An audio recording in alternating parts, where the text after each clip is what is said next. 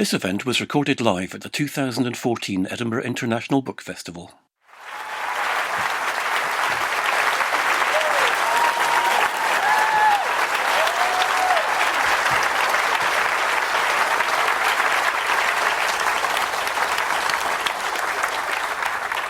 And here we are again. How many of you were here yesterday? Damn. We have to think of all new answers to their questions. Exactly. I'm guessing I don't need to do an introduction. Would that be correct? Let me just introduce myself. I'm Peter Guttridge. I'm a journalist and author. I also need to just thank The Guardian for sponsoring this event. You know, of course, who this man is. We're going to chat for a little bit. You're going to then ask him lots of questions, I assume. He's then going to be signing copies of his books afterwards in the bookshop. For the signing, can I just say now, there's only time for each of you to have one book signed. No merchandising can be signed. George isn't going to have time to do inscriptions, so it's just going to be a signature, if that's okay. Anyway, we're going to get on with it now. Just give him one more round of applause, and then we'll get started.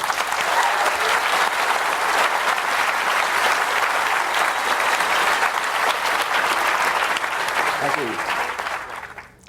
you. I wanted to ask you first, really, about the books that preceded Game of Thrones. If we can leap in. Yes, most people are startled to find out there were books that preceded Game of Thrones. But can you see? I'm a case of working 40 years to be an overnight success. Can you see the roots of these books in those earlier science fiction books and stories? You know, for me, it's a continuum. I mean, I like to do different things, but certainly you can look at some of my earlier work and say, yeah, he did this here, and he also did a version of it in Song of Ice and Fire. So there are certain themes and archetypes and things like that I return to time and time again. But hopefully I'm doing something different in each book as well. I don't like to repeat myself. And you started writing really early on when you were a kid. When I was just a kid. Selling monster stories to the other kids in the projects, usually complete with a dramatic reading, making the werewolf sounds. Then my career was abortive, though, because one of my main customers started having nightmares, and his mother came to my mother, and my mother just shut down my whole business there. How old were you then? When you were terrifying? It was grade school. I don't know. I probably was like 10 or 11, and my customers were like 7 or 8, little younger than me. But you were making good money? A nickel story was pretty good. I could buy Milky Way with one story sale, or I could buy two of them. I could buy a comic book, so that was pretty good. Yeah. And this was in the stories no longer exist, sad to say. That was going to be a question later on. And this was in New Jersey. You grew up Bayonne, in New Jersey. Bayonne, New Born Jersey. and raised in Bayonne, New Jersey. Yeah, blue-collar industrial town, right outside of New York City, on the other side of New York Bay. And your life was a very enclosed life? Well, we lived in the projects on First Street, and I went to school on Fifth Street, and that was my world, pretty much. We didn't have a car. We never went anywhere. But I saw the world. I mean, Bayonne's a peninsula, so we were on First Street. Across the street from us was the Kill Van Kull Deepwater Channel, connected New York Bay to New York Bay. And big ships were passing there all the time, big freighters with flags from all over the world. I had an encyclopedia, so I would look up the flags and, Liberia, China, various Scandinavian countries with their crosses, occasionally one from England. And you would imagine going to all these places? Yeah, yeah. And the places in the comic books, which were even cooler, Barsoom and Middle-earth and Gotham City and all of that stuff. And they came into your life quite early as well? You were an early reader? Of comic books, yeah. We had, I don't know what the British equivalent of my generation learned to read with, but in America at that time, you learned to read with these books called readers in school, all of which featured the adventures of Dick and Jane and their little daughter Sally, the most boring family who had ever lived on the planet Earth. And, they had a dog Spot who ran, run, Scott, run, see Spot, run, Spot, run. I couldn't see the point of reading if it meant hanging around with Dick and Jane some more. They were pretty dull. But then, fortunately, I discovered comic books, and Batman and Superman and their gang were far more interesting than Dick and Jane. So I became a comic book reader. Right, and then you moved on to kind of what superhero ones and. Yeah, and Robert A. Heinlein was Have Spacesuit Will Travel was the first science fiction book I read, given to me for Christmas by a friend of my mother's. And then I started buying actual books. That was a hardcover. For like 10 years, it was the only hardcover I owned. But I would want the spinner rack with the science fiction paperbacks and other paperbacks was right next to the comic book rack. So I would go down there every week and weigh how I should divide my massive allowance between comic books and book books. The book books were much more expensive. They were 35 cents. The comic books were only a dime, and then they went to 12 cents. That completely ruined my budget. Oh my God, where am I going to get that extra 2 cents? Now that you can't sell stories to frightened Yeah, children. that's right. And were you a library user? Was that part of your thing as well? You were getting books out of the library? I did, yeah, I did. We had a little library on 5th Street, right around the corner from my school. And I went through the science fiction section pretty quickly. It was a science fiction section, but also a young adult, I guess they'd call it now. In those days, it was juvenile. And they didn't want to let me take books from the adult section. So I kind of ran out of books to read at that library. And then I had to take the bus to the bigger library uptown on 31st Street. But was there a distinction for you between actually owning these books you were holding and borrowing them, or did you not mind that you sometimes had to take the books back? Well, I didn't like the idea of giving them back, but you had to, because otherwise you would have to pay a penny, in late fees if you didn't get it back. So I would take out a few at a time and read them and bring them back. And you went to university to study journalism, but were you always thinking you were going to be a fiction writer, or had you not thought that far? Well, it depends on exactly when you're talking about. When I was quite young, I figured I would be like an astronaut. Although we didn't call it astronaut, they invented that with the Mercury program. We called them spacemen. I wanted to be a spaceman. Some of my friends wanted to be cowboys or cops or something like that, but I always said spaceman was much cooler. I would have liked to be a superhero, but that was harder to achieve. I was always looking for the magic ring that Green Lantern had, because I figured I could really handle that. If only I could find a magic ring, and like Green Lantern, I knew I wasn't from the planet Krypton, so I couldn't get powers the way Superman did, just by being born with them. Batman's method, it seemed to involve a lot of exercise and working out that I didn't like the idea of. That was no good. The Flash was hit by a lightning bolt. That sort of sounded painful. But finding a magic ring, that was right up my alley. But unfortunately, I could never find one. And did you try writing comic books as well and drawing them, or anything? Was that part of your I was work? part of the first generation of comic fandom, yeah. I was just splitting off from science fiction fandom at the day. It was mostly high school kids, which I was at the time.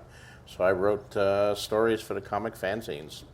We called it fan fiction at the time, but it's not like fan fiction today. Today, fan fiction means writing stories about, other people's characters and worlds. But we were creating our own characters and worlds. It was just fans writing for fanzines, not for money, but just for the gratification of seeing your name in print, and people would write in and say they liked your story, and you would get that affirmation, or as we call it, ego boosting. We always had to get ego boo. So yeah, I did that all through high school and even into college. And then in college, I started submitting to the professional magazines, and finally started making some professional sales. Sold the story to Galaxy in 1970, my first professional sale. Appeared in February '71, got $94. $94 was a lot of money in those days, man. I lived high on the hog on that $94. Could buy a lot of 12-cent comic books for $94. And do you feel you were had you found your voice by then, or were you being imitative of other writers in those early works that you were doing? I think you always begin with imitating. Hopefully different writers all the time. You don't want to be a derivative of one person, but you have to learn techniques. You read writers you admire and say, well, can I do that? Can I do that? And try different things, try different stories. And I always moved around among the genres and the subgenres. I mean, my first professional sale was a science fiction story, far future alien planets kind of thing. My second professional sale was a ghost story. So fantasy, maybe a little bit of horror, although the ghosts weren't that scary. But so I've always liked the various flavors of imaginative fiction. Yeah, yeah. But and then you won an award for a novella, which was the Liar. Song for Liar, Yeah. my first, yeah. Well, I was nominated for an award. I was, pretty successful right from the start. I didn't have to go through the years of humiliating rejections that many writers go through. Not that I didn't get rejections, I did. I mean, I had stories that got rejected, but other stories were getting accepted. So, I just kept writing more stories. But I was nominated for the Campbell Award in '73 for Best New Writer and lost. And in '74, I was nominated for the Hugo and the Nebula and lost. And then in '75, I was nominated for Hugo and Nebula again. Lost the Nebula, but won the Hugo, so that was pretty cool. They gave it in Australia, though, so I wasn't there to personally accept it, but still, it was pretty cool to get the phone call that I'd won. Yeah, yeah. And I've lost many since and won a few more since, and it all works out. But these were primarily science fiction, although you'd already discovered Tolkien. Oh yeah, I discovered Tolkien way back in junior high school, and Robert E. Howard before that, and Fritz Leiber and C.L. Moore and all the people. So I was reading a lot of fantasy, or as much as it was. And back in the '70s and even more so in the '60s, fantasy was not very popular. Science fiction really dominated the racks at the time. There was Tolkien, of course, and he was hugely popular on college campuses.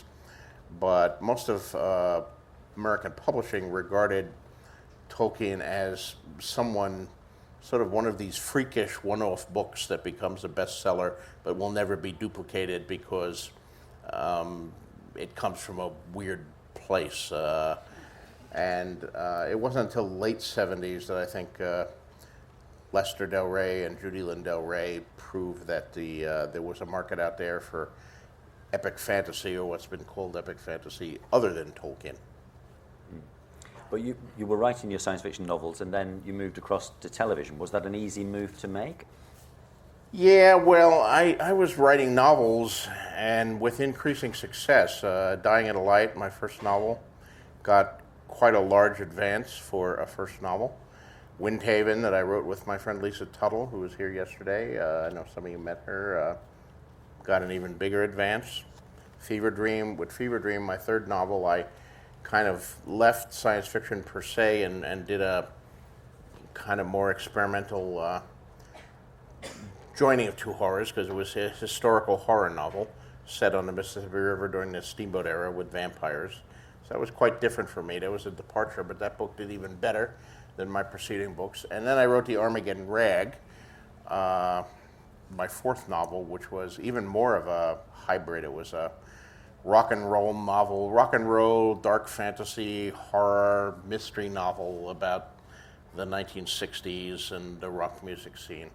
And it got me quite a substantial advance, the first six-figure advance I ever got, and it was going to be the book that was going to launch me into bestsellerdom. Unfortunately, it failed to bestsell. In fact, it failed to sell at all.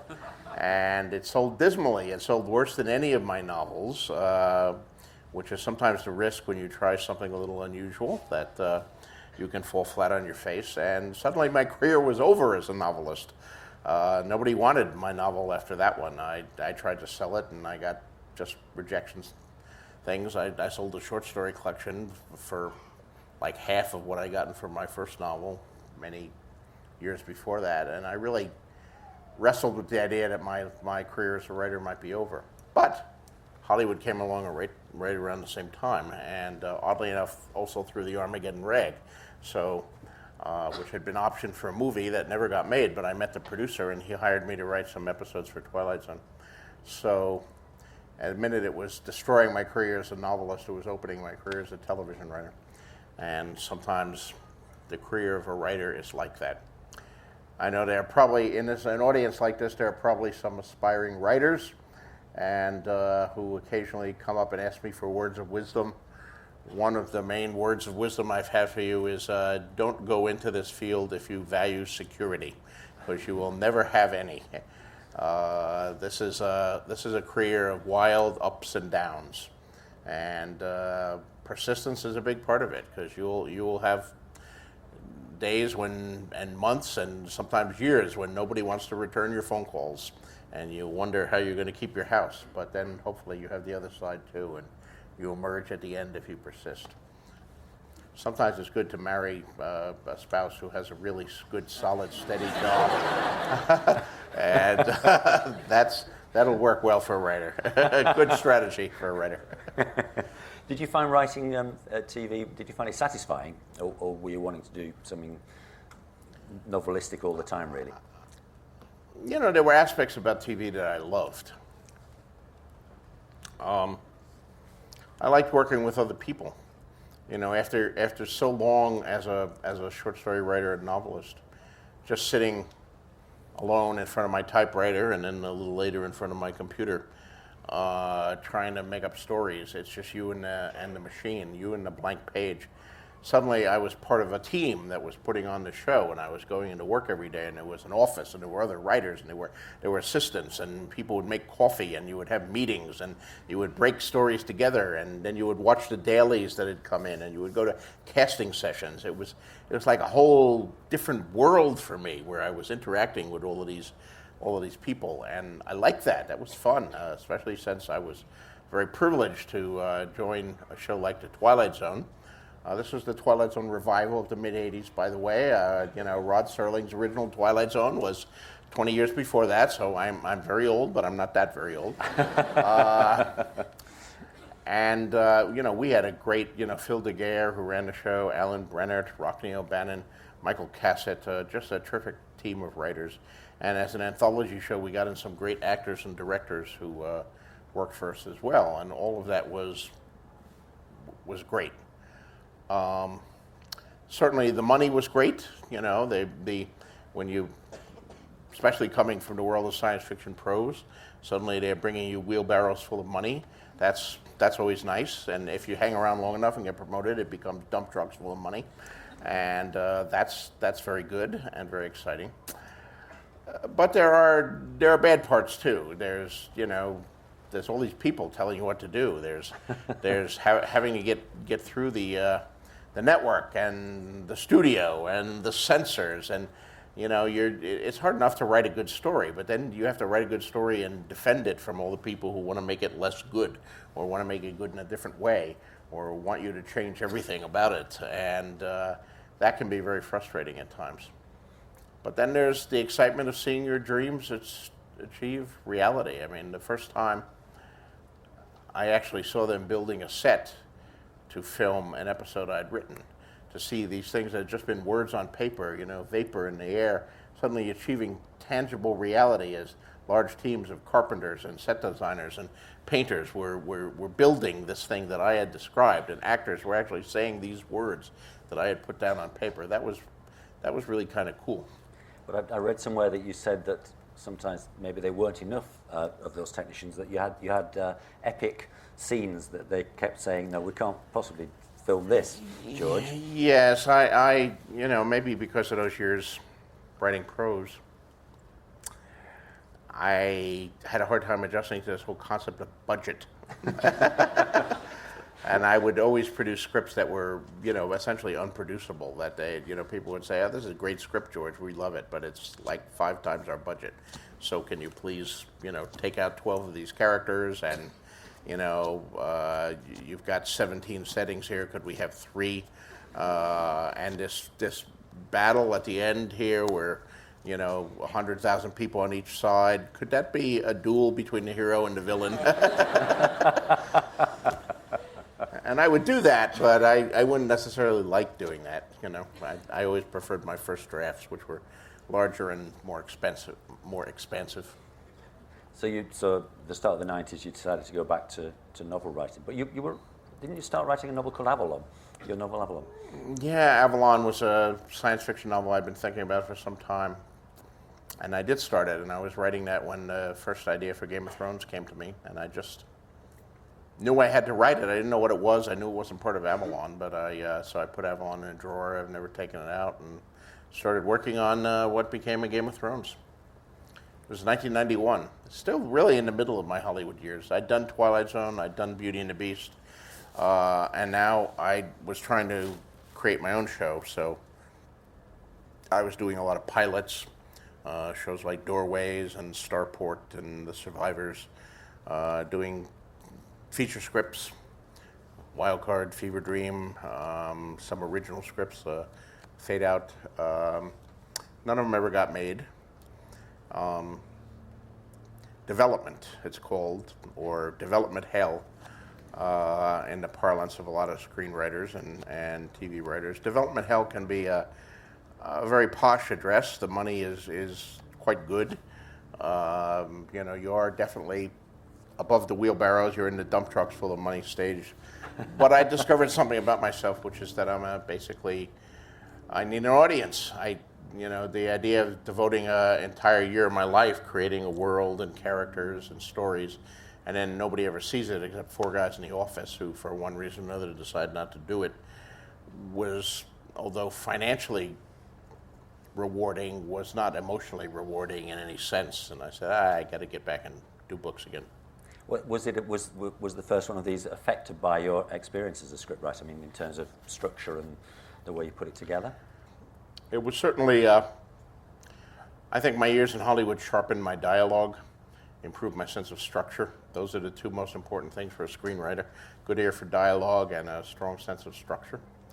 And that was affected. But also the structure of the books. One of the things you learn writing for television is the act break. I'm not sure you guys learn it over here in Brighton, because you don't have commercials, do you? Does the BBC, that you do? No, BBC doesn't, but yeah, everything else has commercials. Everything else, a lot. Yeah. Yeah.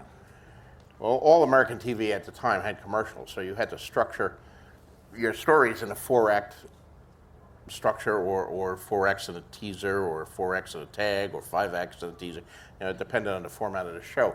But whatever it was, there were these breaks where in between they had to sell you toilet paper.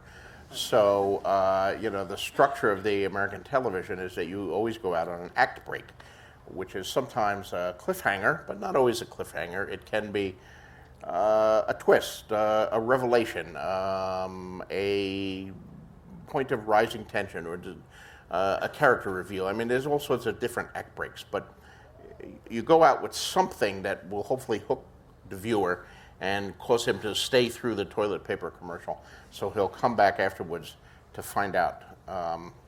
And I learned to do act breaks, and when I wrote Game of Thrones, that's something I definitely carried over. So you'll notice the viewpoint structure of Game of Thrones. I end every chapter with some sort of act break where, okay, you want to find out what happened to Tyrion next, but you don't get to. But instead of a commercial, I have 6 other characters that you have to follow. And eventually you get back to Tyrion. But meanwhile, you may want Tyrion, but now you have to read this Arya chapter. And at the end of it, there's another act break. And now you want to know what's happening to Arya next, but you don't get that either. Now you have to follow Ned, etc. So it's basically a television structure.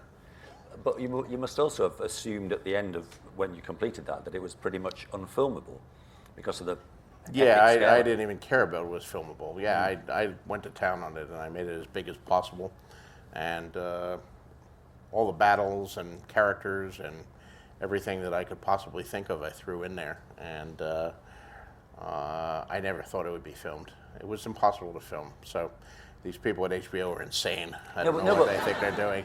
But the movies came calling first, didn't they? They actually did, movie companies did They actually come did, to you. yeah. There was this guy named Peter Jackson, you may have heard of. He did. Yeah. He had some success with these Lord of the Rings movies.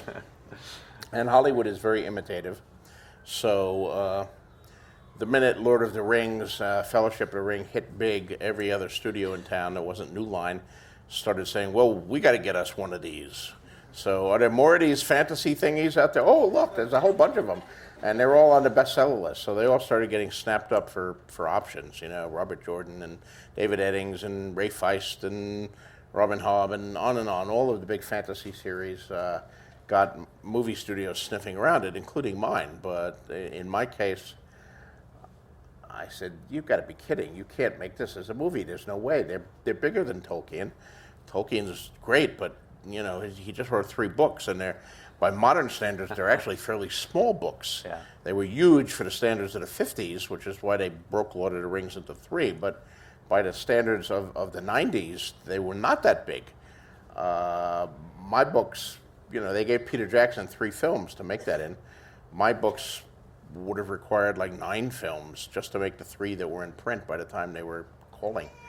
So I turned down the studios. I had a few meetings. I listened to what they say, but I was in a fortunate position. I didn't need the money, and I didn't see the sense of doing a deal that would result in a bad product. But television was a different animal. It got me thinking, and I said, well, how could we do this? Well, it has to be done for television, not for movies.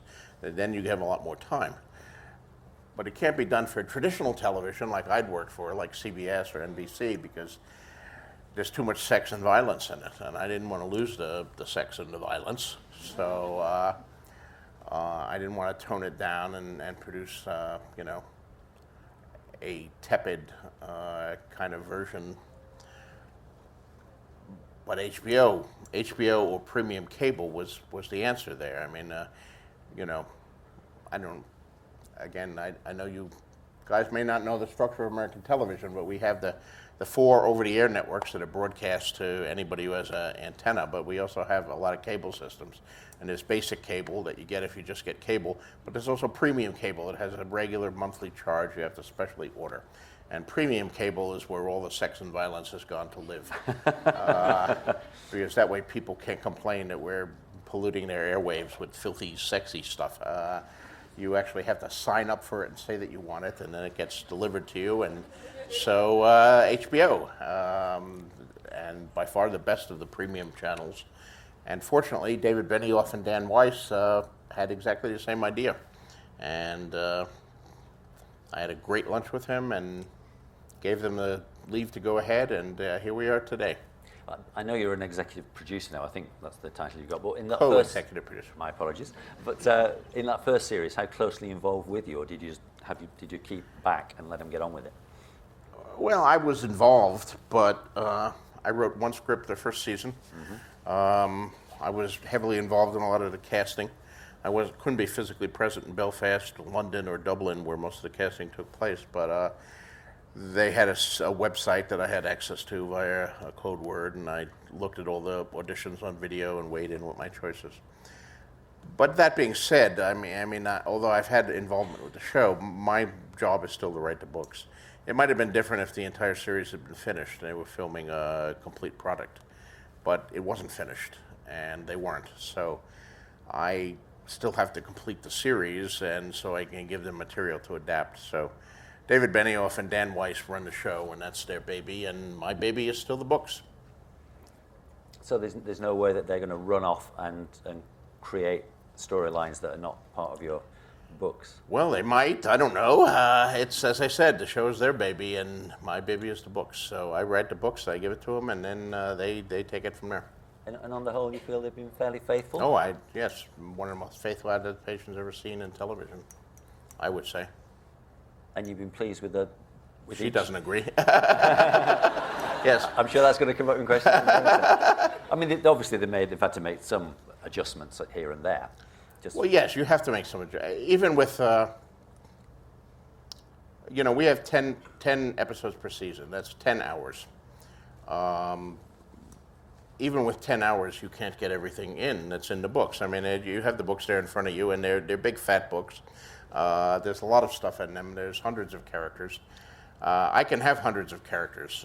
They can't have hundreds of actors, because actors have this disconcerting habit of expecting to be paid. And they have guilds and unions that enforce this thing on it. So every time we add another character, we have to cast as an actor, and we have to pay someone, and it does add up after a while. So, even in television, we're much better off than a movie would be with 2.5 hours, but with 10 hours per book, we still have to combine characters, eliminate scenes to try to deliver it. And right now, I think we're the most expensive show on television. We have what might be the largest cast in the history of television, largest cast of regulars. So we are carrying a lot of stuff, but we're pretty well at the limit, and the books are not at the limit. The books just keep getting bigger and bigger, all of which necessitates some changes to make it producible. Yeah.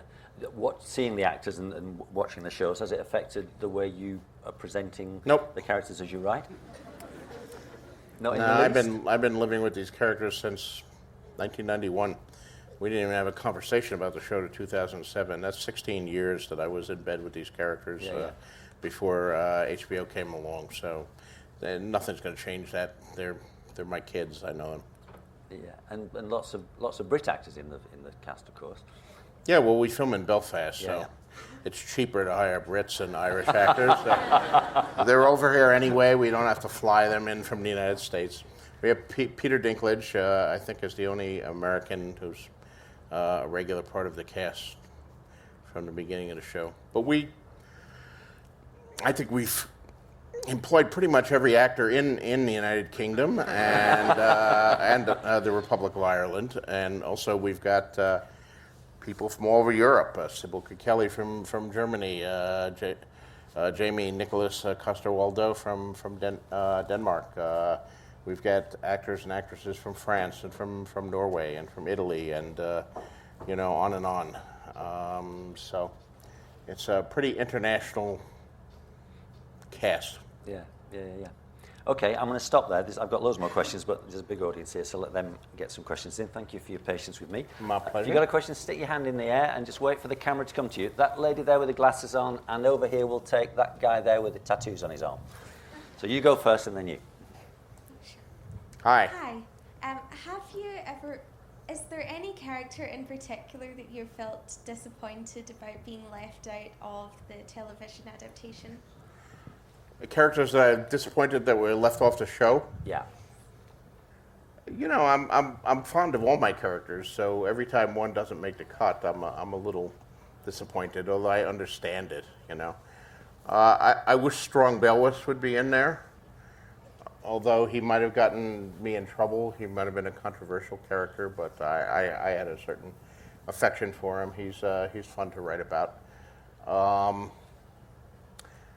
I like the two Tyrell brothers who have been dropped, Willis and Garland.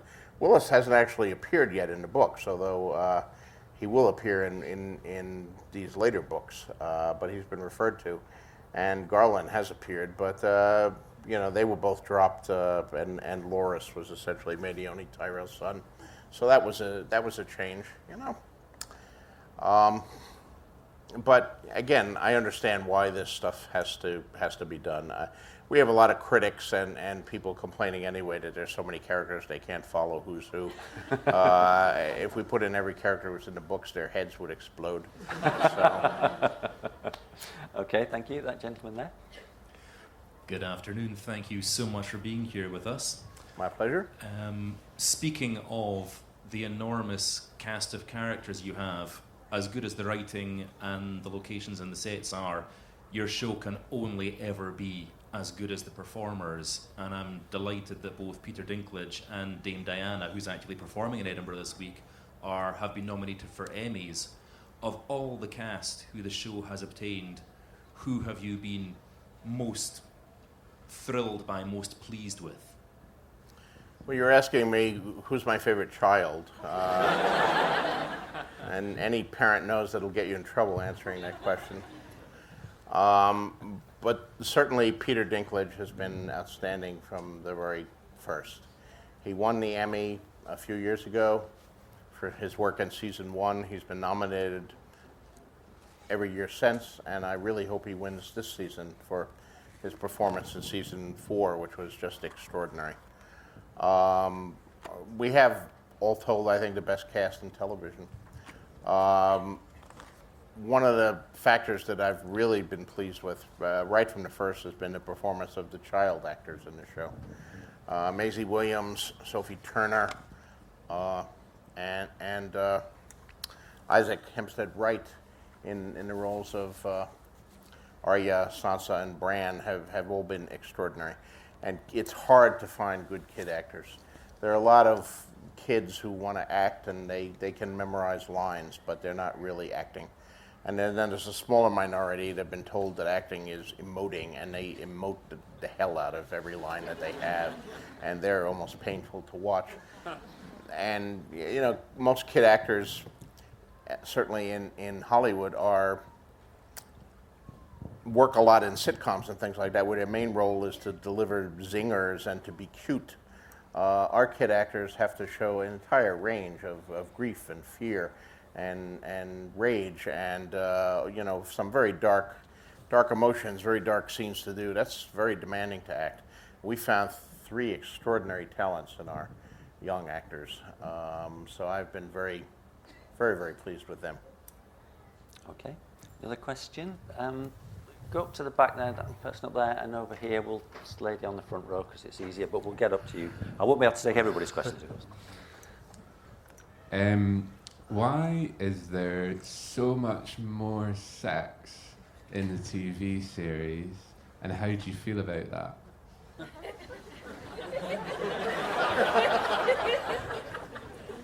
Well,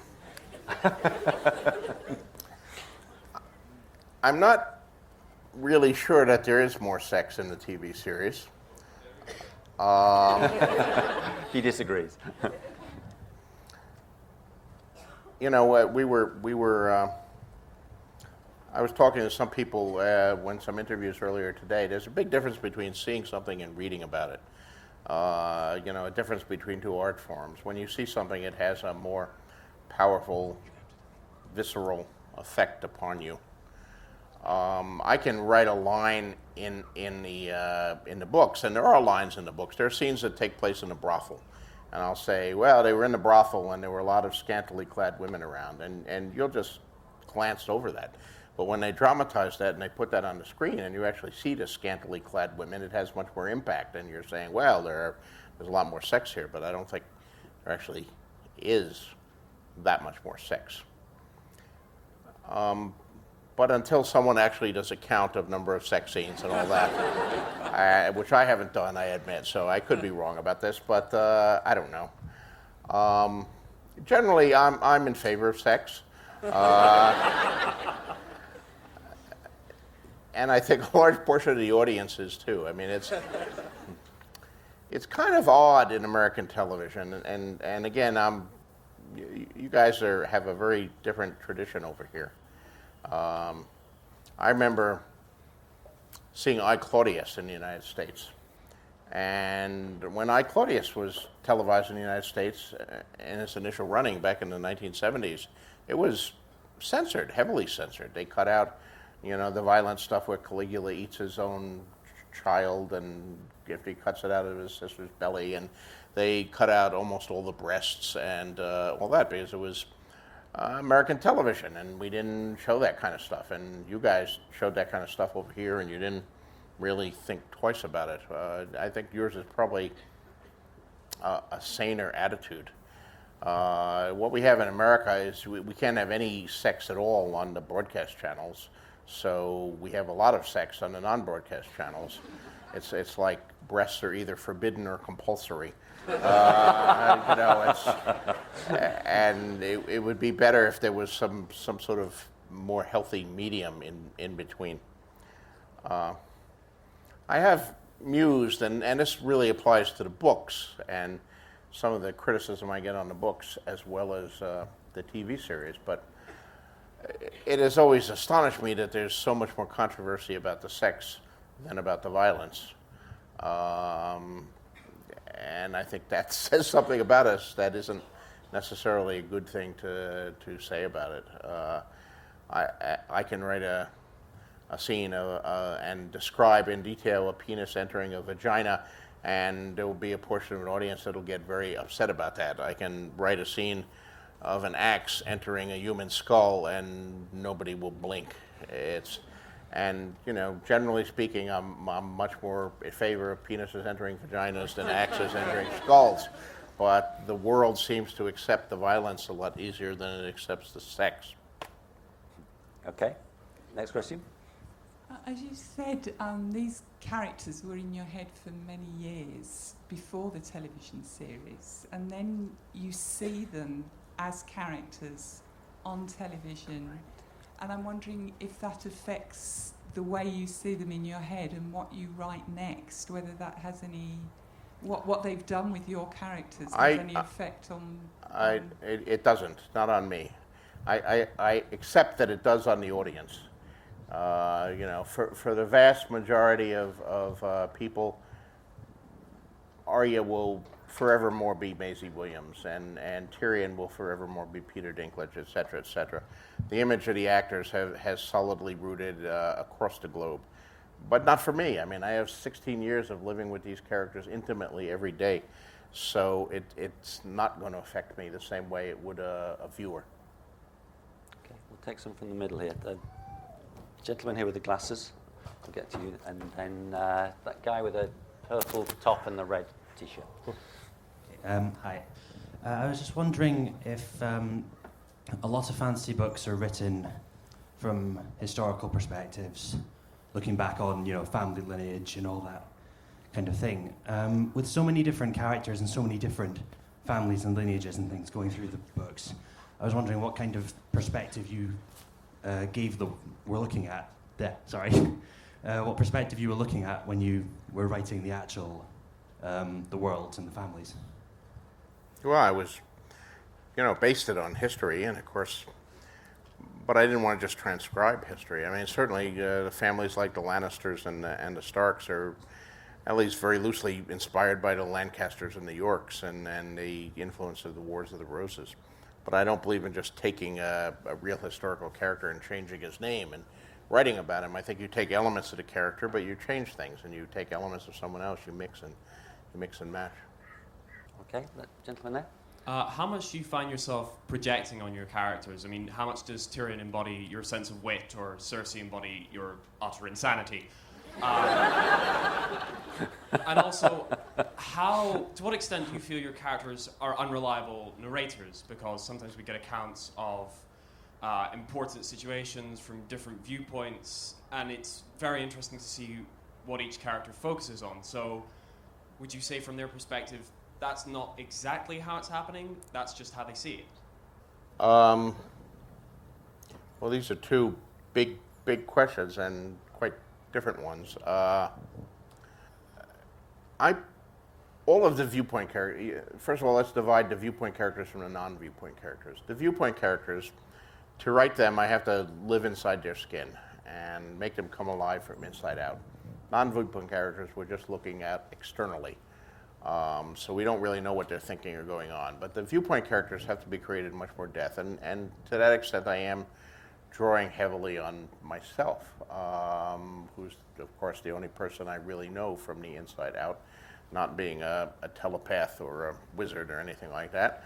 I see the world through my own eyes. And these characters do embody qualities that you find in yourself. Experience that you've had in your life, your dreams, your desires, your fears, all of this stuff. Tyrion's wit, of course, Tyrion's wit is my wit. I make up all the lines that Tyrion says.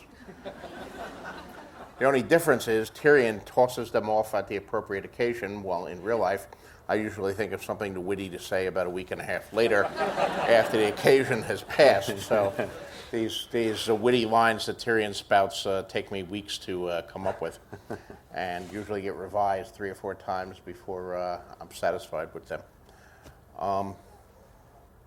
That's one of the hardest parts of writing, I think, is to be able to create a character like that. It's writing from the gut or from the heart or something like that, rather than intellectually. And it was a big breakthrough for me as a writer to, back in the 70s when I was doing those early science fiction stories. I think my very earliest stories are all intellectual exercises. I was writing about experiences I had never had, about characters who were an inch deep. Well, when I teach writing at things like Clarion and all that, I always give my students exercises where they really have to kind of open a vein and bleed all over the paper. That's the way you get the important characters. You know, sooner or later, every writer worth reading writes a story he wouldn't want his mother to read, and having to get that stuff out is an important part of anyone's growth as a writer. The second part of the question I've already forgotten. What was the second part of the question? To what extent are they unreliable narrators? Oh yes, I do use the device of unreliable narrator, yes, particularly when dealing with memory. I present these scenes sometimes from multiple different viewpoints, and the versions don't quite jibe, and then you have to, you have to figure out what really happened. And the only problem with that is I've discovered that not being perfect, I do occasionally make real mistakes. And I would prefer not to make real mistakes, but my readers are very good. They point out my mistakes to me. I have a horse that changes sex between books. I'm terrible with the eye colors. I got a couple characters whose eye colors change. And when you make mistakes like that, then when you come across the unreliable narrator, then the reader thinks, oh, he fucked up again. But actually, I didn't fuck up. Some of that is quite deliberate. So I wish I could eliminate the real mistakes so that the fake mistakes could be seen for what they are, which is a sign of my literary genius and sophistication. But there you are. Yes, I think the unreliable narrator and the whole concept of viewpoint of that people are telling these stories, they're looking through eyes. I'm not an omniscient narrator. I don't believe in omniscient narration. So you're seeing everything filtered through the viewpoints of the characters who are your eyes and ears in that particular chapter. We have a book coming out in October, The World of Ice and Fire, which is a history of Westeros. Beautiful coffee table book. Elio Garcia and Linda Antonsen of Westeros helped me write it. And it's got all the history of Westeros and lands behind it. The original plan for this book was that Linda and Elio would go through all of the books I'd already written, the novels, and they would pull out all the factual things, the little nuggets of history, the legends and things, and they would all organize that. And then I would read that, and I would, they would write that up, and I would polish what they wrote and expand what they wrote. And then I would add sidebars about little things that I knew about history and previous kings and legends, and add them to the text as sidebars. And we were contracted to do this because we were going to use a lot of art in this book. We were contracted to do 50,000 words of text. And Elio and Linda went through and turned in a first draft of like 70,000 words. And so we were a little over, and then I got a hold of it, and I polished and expanded their 70,000 words to about 100,000 words. And then I added 300,000 words of sidebars. So we had to rip out all the sidebars, and those will eventually be published in yet another history book that's going to be years from now, which I was calling the Grimmarillion. But meanwhile, we got The World of Ice and Fire coming out, and that'll be out in October. So you'll enjoy that. But the point of this story is one of the things I did in the sidebars that was a lot of fun. I was presenting history, and I was presenting it not as objective history, but as something written by an archmaester at the Citadel who lived hundreds of years after the events, and he was drawing on primary sources from the histories that has lived through. And in the particular case of the Dance of the Dragons, we had the Grand Maester at the time. We had his version based on court records and official things. We had Septon Eustace, who was the court septon at the time, who was giving a religious cant to everything. And then we had the court fool Mushroom, who was relating all the filthy, dirty things that were going on and the lascivious stories. And that allowed me to present three versions of every major event that were often at dramatic odds with each other as to what, but in that way is to replicate real history. And I had a lot of fun, because that way I get to tell the story three times. And one of them would be Mushroom's version would always be completely outrageous, but it would be the most fun to read. And then you would have the other more sober versions. So I do have fun with this point of view thing and the narrator. Great. Okay. Yes, Lydia. When I read a book or I watch a show, there are certain things that made me want to go and reread parts, like if it's particularly poignant or the dialogue is really witty. What are the things that make you go back and reread or rewatch parts? And that's I don't think I go back and rewatch parts. I do reread favorite books and rewatch favorite movies, but I usually watch the whole thing. I like Lord of the Rings. I reread every 3 or 4 years. It's like visiting old friends again. And I own a movie theater in New Mexico where I live. We always show Forbidden Planet. We opened with that, and we just had our first anniversary, and we showed it. And I'll continue to do that. I love Forbidden Planet. Greatest science fiction movie ever made, except No Substitutes. But I don't look at parts. I look at the whole thing. Okay, thanks. There's that person right at the back. Hi, George. Thanks so much for coming to Edinburgh. It's really great to have you here. My pleasure. You've portrayed so many different cultures in your series of books, from the slaver cities and the kind of and their perspective almost on the liberation of slaves, etc. And the wildlings in the north and their kind of view of the southern's structure and hierarchy. And even Dorn has a different view on how women are in society.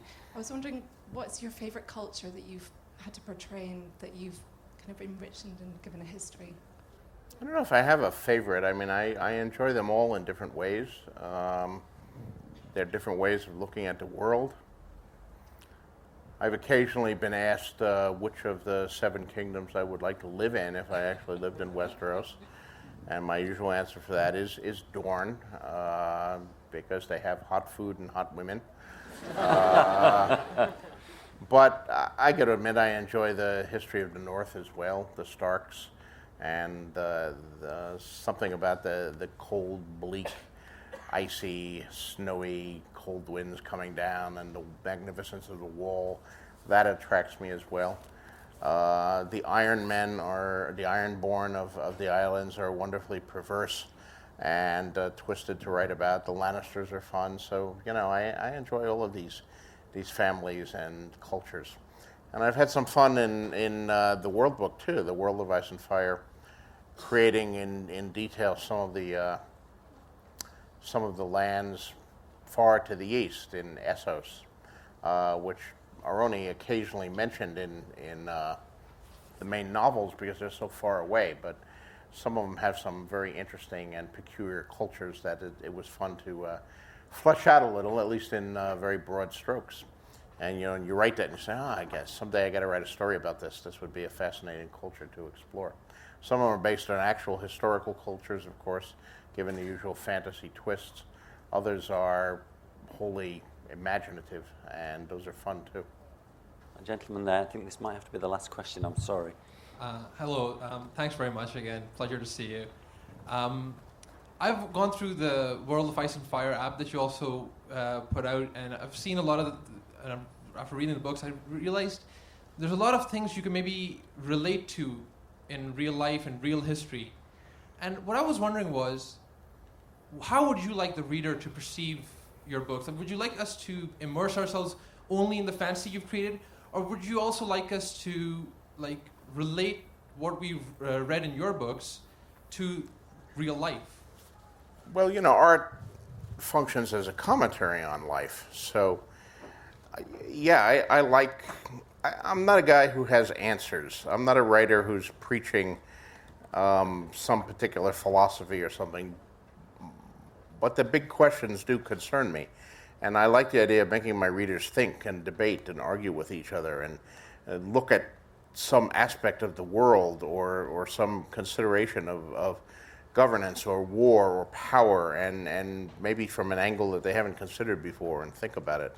And that's something that I strive for and hopefully accomplish. Okay, I'm going to squeeze one more question in. This person here, because it's nearest. Quick. Let me say, for those of you who did not get your questions answered, I know many of you have tickets for the book signing to follow. As we've said, we have to keep. I got to get through a lot of you in a really short time, so it's just an inscription, just a signature, no inscription, and we have to keep the line moving. But you can ask questions as you come up. Just be aware that I have people come up to me and they say, "Can I ask a question?" And the answer is yes, but you just did. So don't come up and say, "Can I ask a question?" Just step up to the desk and ask your question if you didn't get to ask it here, and I'll try to answer it while I'm scrolling illegibly in your book. And now we'll take our last question for the crowd here. Yeah. All right. Thank you, George. Aren't you afraid of not being able to finish your books before the TV show gets the same level you're been writing? Well, they're certainly caught up to me. They're writing 60-page screenplays, and I'm writing 1,500-page books. And there's no doubt that the show is moving very, very fast. But, whether I'm concerned about it or not concerned about it makes no difference. I mean, all I can do is write one word at a time, one sentence at a time, one book at a time. So I'm writing the books as fast as I can write the books, and the show is moving along. So we'll see what happens. But it's almost out of my hands in that sense. So I can't worry about that. I just have to worry about telling the story as best I can. And David and Dan will worry about the show. Are you still enjoying writing the books? Are you still enjoying them as much as when you started? Enjoy is a tricky word. I can't say I've ever enjoyed writing something until it's done. I enjoy having written more than I enjoy writing. When I'm actually in the course of writing, it's hard work. It's hard work. And yeah, I feel satisfaction at the end of a day when I've written a scene that I really like, or when I come up with a line of, this is a good line of dialogue, and I read it out to my wife or something like that. But there's also days where it's just bloody agony. This is such crap. Why did I ever think I had any talent? It's crazy. This is terrible. And those days are no fun. Those days are depressing. So, but what is great is when it's finally done and the book, I'm finished. Now I feel a great burst of enjoyment and satisfaction. And then the next day I have doubt. Oh, is it really good enough? I don't know. Maybe I should rewrite it some more. I'll go back. I don't know. Sometime 10 years in the future, when everything is done and I've moved on, I'll look back on this, and then I'll get the full measure of enjoyment. But when I'm actually writing the work, it's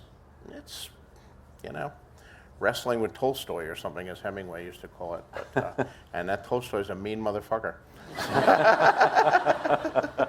Okay, thank you. That is all we've got time for. Thank you all for coming and being such a responsible audience. George, Martin.